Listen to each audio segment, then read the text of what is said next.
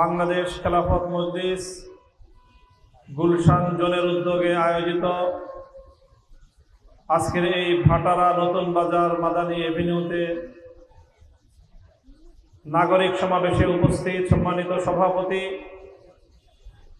উপস্থিত বাংলাদেশ খেলাফত মজলিসের কেন্দ্রীয় মহানগরীয় জোনাল নেতৃবৃন্দ, উপস্থিত বাংলাদেশ খেলাফত মজলিস ও তার সহযোগী সংগঠন সমূহের বিভিন্ন স্তরের নেতাকর্মী, দায়িত্বশীল ভাইয়েরা, সর্বস্তরের গুলশান জোনবাসী, ভাটারাবাসী, বাড়িধারা এলাকাবাসী, আমি সর্বপ্রথম ৩৬শে জুলাইয়ের বিপ্লব পরবর্তী আজকের এই বাংলাদেশে, ফ্যাসিবাদ মুক্ত বাংলাদেশে আপনাদের সকলকে আন্তরিক অভিনন্দন জানাই। আপনাদের প্রতি আমরা কৃতজ্ঞতা জ্ঞাপন করছি। বিগত ফ্যাসিবাদ বিরোধী রক্তাক্ত জুলাই বিপ্লবের অন্যতম হটস্পট, শাহাদাতের রক্তে রঞ্জিত এই গুলশান ভাটারা এলাকার সংগ্রামী দেশবাসী, জুলাই যোদ্ধা আমার তরুণ প্রজন্ম, আমরা বাংলাদেশের মানুষ জুলাই বিপ্লবীদের, জুলাই যোদ্ধাদের অসীম সাহস এবং তাদের আত্মত্যাগের এই স্মৃতি আমরা কোনোদিনও ভুলব না এবং তাদের প্রতি আমাদের আমরণ কৃতজ্ঞতা থাকবে ইনশাআল্লাহ। প্রিয় এলাকাবাসী, বাংলাদেশ খেলাফত মজলিস আজ শুধুমাত্র আপনাদের এই ভাটারা এলাকায় নয়, বরং গোটা বাংলাদেশ জুড়ে পর্যায়ক্রমে এই নাগরিক সমাবেশের কর্মসূচি ঘোষণা করেছে। বাংলাদেশে বিগত 12ই ফেব্রুয়ারি ঐতিহাসিক একটি জাতীয় নির্বাচন অনুষ্ঠিত হয়েছে। সেই নির্বাচন অনুষ্ঠানের পর একটি নতুন সরকার গঠিত হয়েছে এবং বাংলাদেশ জাতীয়তাবাদী দল বিএনপি, যার প্রাক্তন নেতৃবৃন্দ, যার প্রতিষ্ঠাতা শহীদ প্রেসিডেন্ট জিয়াউর রহমান এবং এই দলের দীর্ঘদিনের কাণ্ডারি, বাংলাদেশের স্বাধীনতার অন্যতম সেনানায়ক, অন্যতম মহান নেতা মরহুম বেগম খালেদা জিয়া, তাদের প্রতি আমাদের সম্মান, শ্রদ্ধা। দেশকে ভালোবাসার কারণে বাংলাদেশকে আধিপত্যবাদ থেকে মুক্ত করার আমরণ সংগ্রাম চালিয়ে যাওয়ার জন্য এই মরহুম নেতৃদ্বয়ের প্রতি আমাদের যে সম্মান, শ্রদ্ধা, ভালোবাসা সম্পূর্ণ অটুট রেখেও নির্বাচন হয়ে সেই জিয়াউর রহমান বেগম জিয়ার অনুষ্ঠিত প্রতিষ্ঠিত বাংলাদেশ জাতীয়তাবাদী দল বিএনপি ক্ষমতায় আসার 1 মাসের মাথায় আমাদেরকে রাজনৈতিক দাবি দাওয়া নিয়ে মাঠে নামতে হয়েছে, জনগণের কাছে যেতে হয়েছে। এখন আমরা রাস্তায় রাস্তায়, জনগণের দুয়ারে দুয়ারে আমাদের দাবি, আমাদের হৃদয়ের বেদনার কথাগুলো বলতে আমাদেরকে যেতে হচ্ছে। এটা আমাদের জন্য খুব সুখকর কোনো বিষয় নয়, এটা আমাদের জন্য বেদনার বিষয়, এটা আমাদের জন্য দুঃখের বিষয় এবং এটা শহীদ জিয়াউর রহমানের প্রতিষ্ঠিত বিএনপির জন্য লজ্জার বিষয়। বলবেন যে বিএনপির প্রতি আপনাদের কি অভিযোগ? প্রিয় দেশবাসী, আমাদের কোনো ভূতে কিলায় নাই যে আমরা অযথাই আমাদের অতীতের দীর্ঘদিনের রাজনৈতিক সহযোদ্ধা, আমাদের দীর্ঘদিনের ফ্যাসিবাদ বিরোধী আন্দোলনের সহযোদ্ধা এবং বাংলাদেশের সর্ববৃহৎ রাজনৈতিক দল বিএনপির মতো একটি রাজনৈতিক দলের প্রতিষ্ঠিত সরকারের সাথে আমরা সমালোচনা করব, তাদের বিপক্ষে আমরা মাঠে নামব, অযথাই আমরা আমাদের মাঠ গরম করার জন্য আমরা রাজপথে নামিনি। বলবেন তাহলে কেন নেমেছেন? নেমেছি একটাই উদ্দেশ্য, একটাই আমাদের লক্ষ্য, একটাই আমাদের টার্গেট। যদি আমরা দেশপ্রেমিক জনগণ ভুলে ঘুমিয়ে থাকি, আমরা যদি অসচেতন হয়ে পড়ি, তাহলে আমাদের এই অসচেতনতার কারণে বিএনপি আবার ফ্যাসিবাদী রাজনৈতিক দলে পরিণত হতে পারে। আমরা যদি এভাবে অসচেতন হয়ে পড়ি, আমরা যদি এভাবেই, এদিকে লক্ষ্য করেন, এদিকে লক্ষ্য করেন আপনারা, আমরা যদি এভাবেই অসচেতন হয়ে পড়ি, আমরা যদি আমাদের রাজনৈতিক অধিকার আদায়ের ক্ষেত্রে আমরা যদি ঘুমিয়ে থাকি, আমাদের গাফলতির কারণে, আমাদের অবহেলার কারণে, জিয়াউর রহমান সাহেব, বেগম জিয়ার সন্তান, আমাদের বর্তমান মাননীয় প্রধানমন্ত্রী তারেক জিয়া, তিনি যদি ফ্যাসিবাদের পথে হেঁটে বেড়ান, তিনি যদি আবার শেখ হাসিনার মতো ভুল পথে পা বাড়ান, তাহলে তার জন্য শুধু বিএনপিকে একা নয়, বরং বাংলাদেশের জনগণকে আবার তার মাসুল গুনতে হবে। এই জন্য আমরা যেমনি ভাবে চাই আমাদের বাংলাদেশের জনগণ যেন আর কোনো ফ্যাসিবাদের ভুলের মাসুল না গুনতে হয়, বিএনপিকেও যেন আওয়ামী লীগের মতো করুণ পরিণতি ভোগ করতে না হয়, সেজন্যই আমরা বিএনপিকেও সতর্ক করতে চাই, দেশের জনগণকেও আমরা সচেতন করতে চাই। আমাদের স্পষ্ট দাবি, গণভোটের গণরায় কার্যকর করুন, গণভোটের গণরায় কার্যকর করুন। প্রিয় এলাকাবাসী, খুব ঠান্ডা মাথায় আপনাদেরকে সুচিন্তিতভাবে সিদ্ধান্ত নেওয়ার জন্য আমি বলতে চাই, ইতিহাসের রেফারেন্স দেই। বাংলাদেশ 1971 সালে স্বাধীন হওয়ার পর থেকে এই 2026 সাল পর্যন্ত 4টি গণভোট হয়েছে, রেফারেন্ডাম, 4টি গণভোট হয়েছে। বাংলাদেশে কোনো গণভোটের রায় কোন সরকার অমান্য করেছে ইতিপূর্বে তার কোনো নজির নাই, ইতিপূর্বে তার কোনো দৃষ্টান্ত নাই। দুর্ভাগ্যজনকভাবে আজকে বাংলাদেশে চতুর্থবারের এই গণভোটের রায় অস্বীকার করে ইতিহাসের একটি অমোঘ ধারাকে, অলঙ্ঘনীয় ধারাকে বর্তমান সরকার পাশ কাটিয়ে যেতে চাচ্ছে। শুধু বাংলাদেশ নয়, পৃথিবীর ইতিহাসে যতগুলো গণভোট হয়েছে, কোন গণভোটের রায়কে আজ পর্যন্ত কোন সরকার উপেক্ষা করার সাহস পায় নাই। কোন সরকার পৃথিবীতে কোন গণভোটের রায়কে উপেক্ষা করে নাই। দুর্ভাগ্যজনকভাবে আমাদের প্রিয় বিএনপির, প্রিয় প্রধানমন্ত্রীর প্রিয় সরকার আজ ইতিহাসের এই নিকৃষ্টতম সিদ্ধান্ত গ্রহণ করার মধ্য দিয়ে তারা তাদের নিজেদের জন্য অন্ধকার ভবিষ্যতের পথ তৈরি করছে। আপনারা অনেকে প্রশ্ন করতে চাইবেন, মাননীয় প্রধানমন্ত্রী তো বারবার বলছেন জুলাই সনদ অক্ষরে অক্ষরে বাস্তবায়ন করবেন। এই কথাটা বারবার আমরা শুনছি, তাই না? মাননীয় প্রধানমন্ত্রী জাতীয় সংসদে দাঁড়িয়েও বলেছেন একাধিকবার, এবং দেশের জনগণের বিভিন্ন গণসমাবেশে জাতির কাছে তিনি বারবার এই কথা বলছেন যে আমরা জুলাই সনদ অক্ষরে অক্ষরে বাস্তবায়ন করব।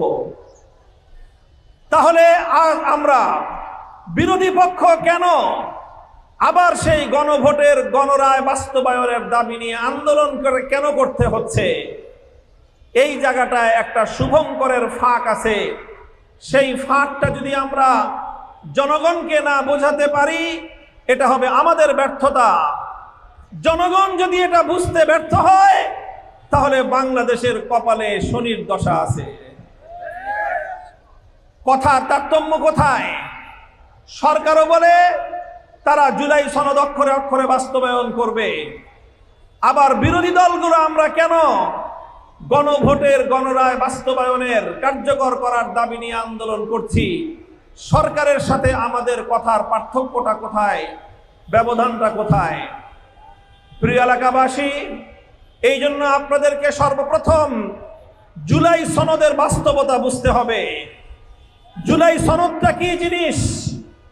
জুলাই সনদটা হলো ১৫০০ তাজা প্রাণ বাংলার আবু সাইদ, খুবাইব, মীর, মুগ্ধরা রক্ত দিয়ে যে জুলাই বিপ্লব প্রতিষ্ঠিত করেছিল, বাংলার দামাল সন্তানেরা শাহাদাতের রক্ত দিয়ে যেভাবে ফ্যাসিবাদী ভারতের কৃতদাসী স্বৈরাচারী লেডি ফেরাউন শেখ হাসিনাকে বাংলার মাটি থেকে বিতাড়িত করেছিল, যেই জুলাই যুদ্ধে প্রায় ৩০,০০০ আমাদের ভাই বোনেরা পঙ্গুত্ব বরণ করে আজও হাসপাতালের বিছানায় বিছানায় মৃত্যুর সাথে পাঞ্জা লড়ছে। জুলাই বিপ্লব সেই বিপ্লব যে বিপ্লবে ২০১৩ সাল থেকে শাপলা চত্বর থেকে অব্যাহতভাবে এদেশের ইসলামপন্থীদেরকে রক্ত দিতে হয়েছে, জীবন দিতে হয়েছে, বছরের পর বছর কারাগারের অন্ধকার প্রকোষ্ঠে দিন গুজরান করতে হয়েছে। অনেক ত্যাগ আর কোরবানির পর ৩৬শে জুলাই বাংলার মাটিতে নতুন করে স্বাধীনতার সূর্য উদিত হয়েছে। তাই আমরা মনে করি জুলাই বিপ্লব ভুলে যাওয়ার মতো কোনো ইতিহাস নয়। আমরা মনে করি জুলাই বিপ্লব উপেক্ষা করার মতো কোনো ইতিহাস নয়। আমরা মনে করি জুলাই বিপ্লব আগামীর বাংলাদেশ গড়ে তুলবার বুনিয়াদ। এই জুলাই বিপ্লব অনেক জীবন, অনেক রক্তের মাধ্যমে প্রতিষ্ঠিত। এই জুলাই বিপ্লবের প্রধান আকাঙ্ক্ষা ছিল দুটি। কয়টা আকাঙ্ক্ষা? জুলাই বিপ্লবীরা কি চিন্তা নিয়ে, কি অভিপ্রায় নিয়ে, কোন উদ্দেশ্য নিয়ে বিপ্লবের জন্য তারা মাঠে নেমেছিল? কি জন্য আবু সাইদ এভাবে বুলেটের সামনে বুক পেতে দিয়েছিল? কেন মীর মুগ্ধরা পানি পানি বলে রাজপথে আর্তচিৎকার করতে করতে শাহাদাতের কোলে ঢলে পড়েছিল? কেন হাফেজ, খুবাইবরা, শিশু জাবিররা কেন এভাবে ফ্যাসিবাদের বিরুদ্ধে হাসি মুখে জীবন কোরবান করে দিয়েছিল? কারণ তারা দুটি জিনিস চেয়েছিল। এক নম্বর চেয়েছিল বাংলাদেশ থেকে বৈষম্যের বিলোপ হবে, আর বৈষম্য থাকবে না বাংলাদেশে। সব ধর্ম বর্ণ নির্বিশেষে সব শ্রেণীর মানুষের মধ্যে সব ধরনের চলমান রাজনৈতিক এবং সাংবিধানিক কায়দায় যত ধরনের বৈষম্যের ব্যবস্থা আছে, সব বৈষম্য বাংলাদেশ থেকে চিরতরে নির্মূল হবে। এটা ছিল জুলাই বিপ্লবীদের প্রধান টার্গেট, এটা ছিল তাদের প্রধান কামনা। এই জন্যই জুলাই বিপ্লবের আন্দোলনের নাম ছিল বৈষম্য বিরোধী আন্দোলন। কথা বলেন ঠিক না বেঠিক? তাহলে জুলাই বিপ্লবের প্রথম উদ্দেশ্য ছিল বৈষম্যহীন বাংলাদেশ গড়া। ২ নম্বর উদ্দেশ্য ছিল বাংলাদেশের ক্ষমতার মসনদে শেখ হাসিনার মতো আর কোন ফ্যাসিস্ট যেন কোনোদিন বাংলার ক্ষমতার মসনদে বসতে না পারে, অথবা ক্ষমতার মসনদে গিয়ে কেউ যেন শেখ হাসিনার মতো ফ্যাসিবাদী হয়ে উঠতে না পারে। তাহলে জুলাই বিপ্লবের উদ্দেশ্য ছিল ১ নম্বর বৈষম্য বিলোপ করা। জুলাই বিপ্লবের ২ নম্বর উদ্দেশ্য ছিল ফ্যাসিবাদের দুয়ার বন্ধ করা, রুদ্ধ করা। আমরা যা বুঝতে চাই, আমরা বলতে চাই, কোন পদ্ধতিতে বৈষম্য বিলোপ হবে, কি পদ্ধতিতে ফ্যাসিবাদের দুয়ার বন্ধ হবে, সেটা নিয়ে আমরা কথা বললাম, আমরা কাজ করলাম।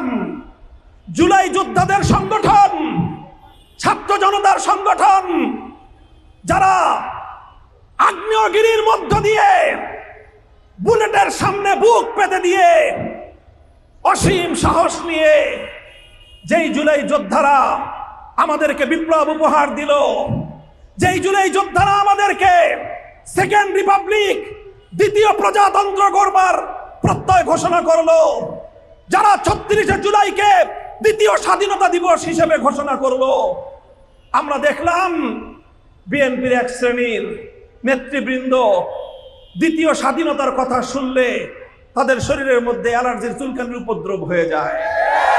কেন রে ভাই? দ্বিতীয় স্বাধীনতার কথা শুনলে আপনাদের অ্যালার্জি হয় কেন? অ্যালার্জি হবে আওয়ামী লীগের। সেকেন্ড রিপাবলিকের কথা শুনলে আপনাদের গা শিরশির করে কেন? শিরশির তো করবে ফ্যাসিবাদী আওয়ামী লীগের।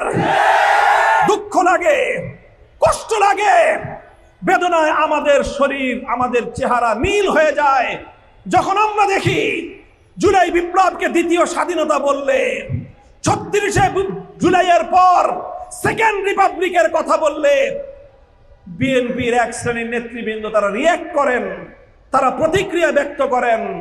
তখন দেখলে আমাদের কাছে মনে হয় এই বিএনপি মনে হয় সেই বিএনপি নয় যেই বিএনপির নেতাকে 7ই নভেম্বর বিপ্লব এবং সংহতির মধ্য দিয়ে জনগণ মুক্ত করে এনেছিল।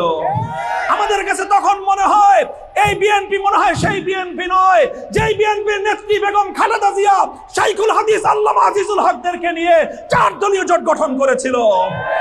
আমাদের কাছে তখন মনে হয় এই বিএনপি মনে হয় সেই বিএনপি নয় যেই বিএনপির নেত্রী বেগম খালেদা জিয়া 2013 সালের 5ই মে শাপলা চত্বরে আল্লামা আহমদ শফির পাশে দাঁড়াবার জন্য বিএনপির নেতা কর্মীদেরকে আহ্বান করেছিলেন।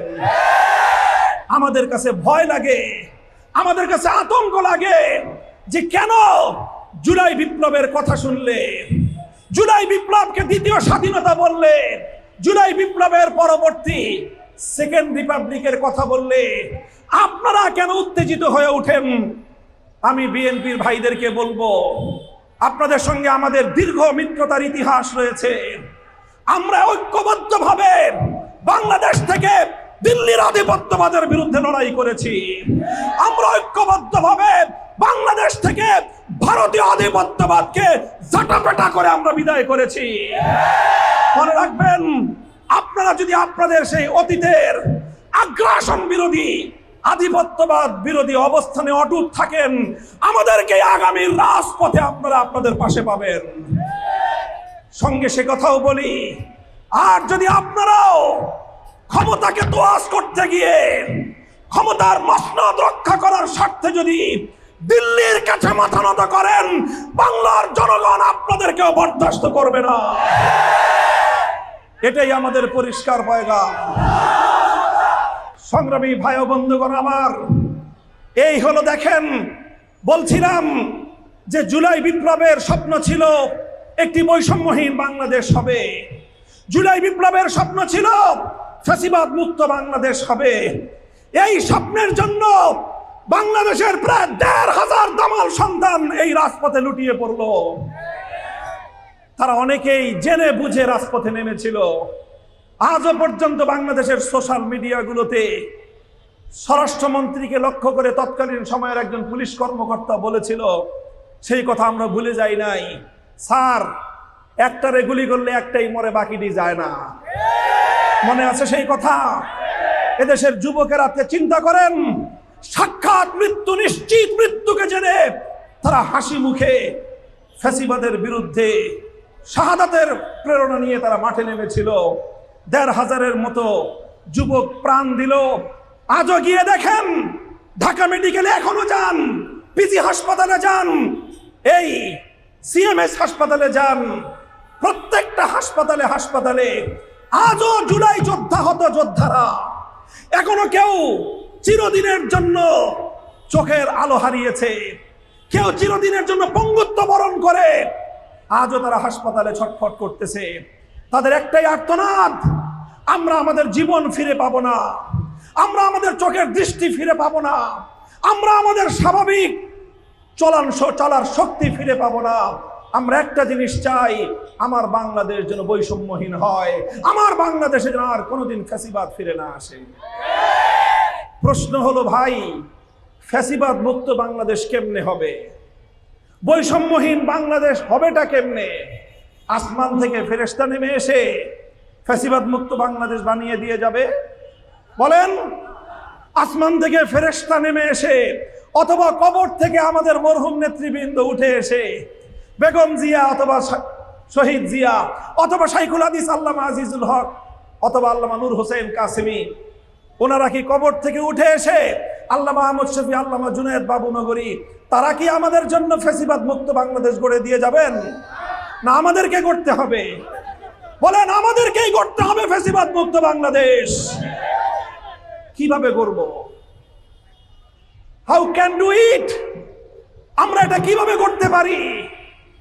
আমরা এই ফ্যাসিবাদ মুক্ত বৈষম্যহীন বাংলাদেশ গড়বার জন্য একাধারে 9 মাস 84টা মিটিংয়ে, ন্যাশনাল কনসেনসাস কমিশনে 33টি রাজনৈতিক দল ঐক্যবদ্ধ হয়ে একটা সনদ প্রণয়ন করলো। একটা সনদ, যেই সনদের মাধ্যমে বাংলাদেশে বিদ্যমান সব বৈষম্যের ধারাগুলোকে বাতিল করা হলো। ফ্যাসিবাদ যেই সকল পথ দিয়ে বাংলাদেশের ক্ষমতার মসনদে আসতে পারে, সেই ফ্যাসিবাদ আসার রাস্তাগুলো সেই জাতীয় ঐক্যমত্য কমিশনে বসে 33টি রাজনৈতিক দল নিজেদের মধ্যে আলাপ আলোচনা করে 9 মাস ধরে তারা একটি সনদ তৈরি করলো, দলিল তৈরি করলো। সেই দলিলের মাধ্যমে এখন বাংলাদেশের যাবতীয় ক্ষমতা একজনের হাতে কুক্ষিগত। সেটা হলো, যিনি হন প্রধানমন্ত্রী, তিনি হয়ে যান গোটা বাংলাদেশের মালিক। এটা বাংলাদেশের জন্য ভালো কোনো পথ নয়। তাই সকলে মিলে সিদ্ধান্ত নেওয়া হলো, ক্ষমতার মধ্যে ভারসাম্য আনা হবে। এক ব্যক্তির হাতে সকল ক্ষমতা তুলে দিলেই সেই ব্যক্তি ধীরে ধীরে ফ্যাসিবাদী হয়ে যায়। এজন্য সিদ্ধান্ত হলো, সকলে একমত হলো, প্রধানমন্ত্রীর কাছ থেকে কিছু ক্ষমতা বিভিন্ন জায়গায় ডাইভারশন করা হবে। প্রধানমন্ত্রীর কিছু ক্ষমতা রাষ্ট্রপতিকে দেওয়া হবে, কিছু ক্ষমতা বিচার বিভাগ সংক্রান্ত ক্ষমতা প্রধান বিচারপতির হাতে দেওয়া হবে। আর সবচেয়ে বড় কথা হলো, যেভাবে দেশ এবং প্রশাসন দলীয়করণ হয়ে ওঠে, আমরা আওয়ামী লীগের সময় দেখেছি পুলিশ প্রশাসনকে বাংলাদেশের মানুষ আর পুলিশ মনে করতো না, তারা মনে করতো আওয়ামী লীগ, যুবলীগ, ছাত্রলীগের পরে পুলিশ লীগ। বলেন, এমনটা হয়েছিল না? কেন হয়েছিল? কারণ পুলিশে নিয়োগ দিত শেখ হাসিনা।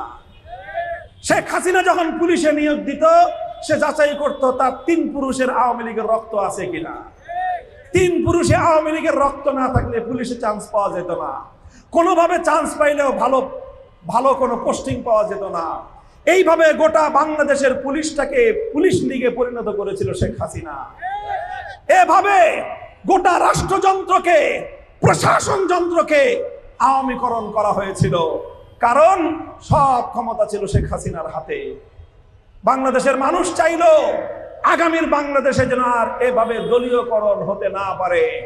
এই জন্য রাষ্ট্রের পাবলিক সার্ভিস কমিশন পিএসসি আলাদাভাবে গঠন করে প্রশাসন ক্যাডারে যাদেরকে নিয়োগ দেওয়া হবে, পুলিশে যাদেরকে নিয়োগ দেওয়া হবে, বিচারাঙ্গনে বিচারপতি হিসেবে যাদেরকে নিয়োগ দেওয়া হবে, এই সব যেন নিরঙ্কুশভাবে প্রধানমন্ত্রীর একক হাতে না থাকে, এগুলোর মধ্যে যেন একটু বিভক্তি আসে, ক্ষমতার বিকেন্দ্রীকরণ হয়।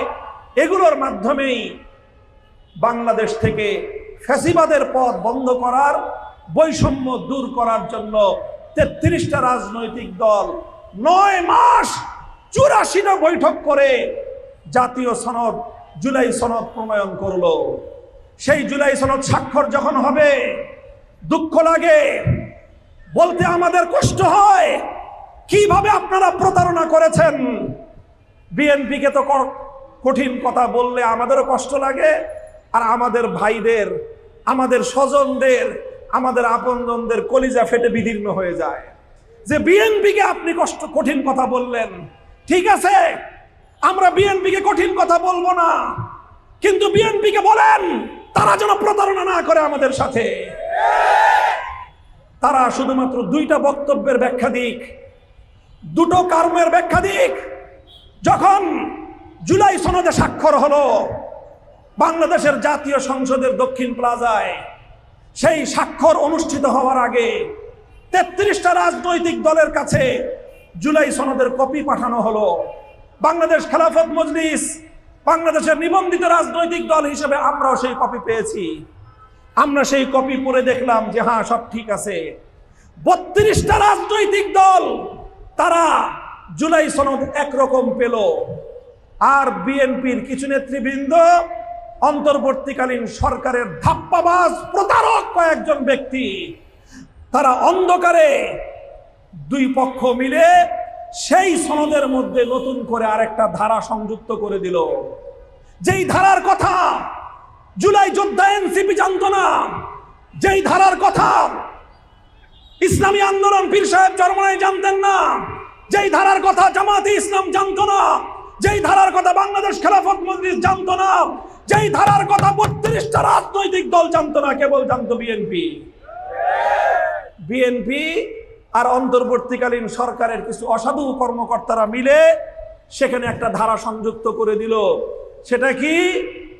যে নোট অফ ডিসেন্টে যেই সকল পয়েন্টগুলো অন্যান্য দল দ্বিমত প্রকাশ করেছে, তারা নির্বাচনে পাশ করলে নিজেদের নির্বাচনী ইশতেহার অনুযায়ী সেই আলোকেই তারা সনদকে বাস্তবায়ন করতে পারবে।